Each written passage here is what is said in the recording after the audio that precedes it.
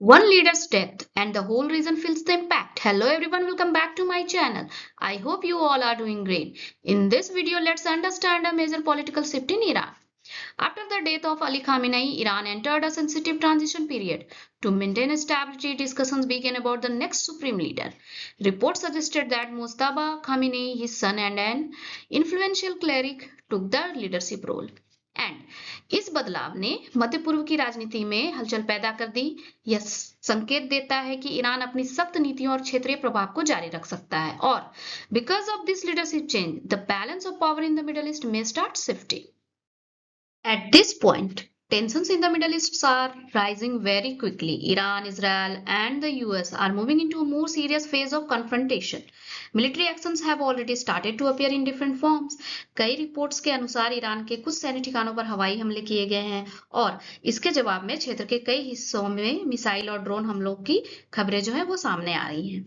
At the same time, different countries in the region are increasing their military presence and preparation, showing that the situation is becoming more intense. इस वजह से यह टकराव जो है अब केवल दो देशों तक सीमित नहीं रह गया है, बल्कि ये धीरे धीरे पूरे मध्य पूर्व के बड़े संकट में बदलता जा रहा है। इनफैक्ट बदल चुका है। Now, at this stage, another major question is emerging. Could the US launch a ground invasion of Iran? The US has already increased its military presence in the region. Advanced air power has been positioned to maintain strategic pressure.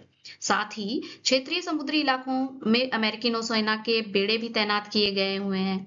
In addition, thousands of US troops are now stationed at different bases across the region, showing growing military readiness. इन सभी तैयारियों को देखते हुए अब जो experts हैं ना वो सवाल उठा रहे हैं कि क्या अमेरिका वास्तव में ईरान के खिलाफ जमीनी कार्रवाई शुरू कर सकता है। Now, at the same time, Iran is sending a strong strategic message. यानी कि ईरान ने हिंट दिया है, यानी कि संकेत दिया है कि उसके पास जो है कुछ गुप्त या अज्ञात हथियार हो सकते हैं जिनके बारे में उसके दुश्मनों को पूरी तरह से जानकारी नहीं है।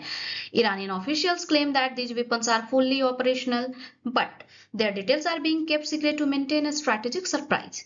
साथ ही ईरान के पास पहले से ही एडवांस्ड मिसाइल सिस्टम जैसे फतेह-1 मौजूद है, जो बहुत तेज गति से मिसाइल डिफेंस सिस्टम को भी चकमा दे सकते हैं। And because of this, many experts believe that Iran's statement is a deterrence message, a warning aimed at the United States and Israel. Now the big question is, how long could this conflict last? Experts believe there are three possible scenarios. पहला, short वार। अगर तनाव जल्दी control हो जाता है तो यह संघर्ष सिर्फ कुछ हफ्तों तक चल सकता है। दूसरा, एक्सटेंडेड कन्फ्लिक्ट। अगर क्षेत्र के दूसरे देश भी इसमें शामिल हो जाते हैं तो यह लड़ाई कई महीनों तक खिंच सकती है। And the third possibility is a long war. If a ground invasion begins, the conflict could continue for years.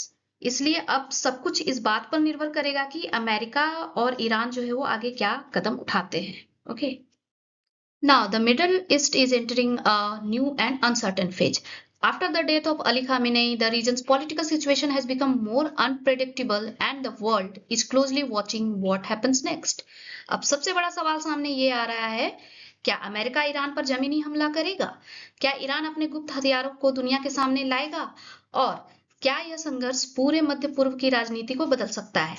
The coming weeks could be very important because the decisions taken now may shape the future of the entire region.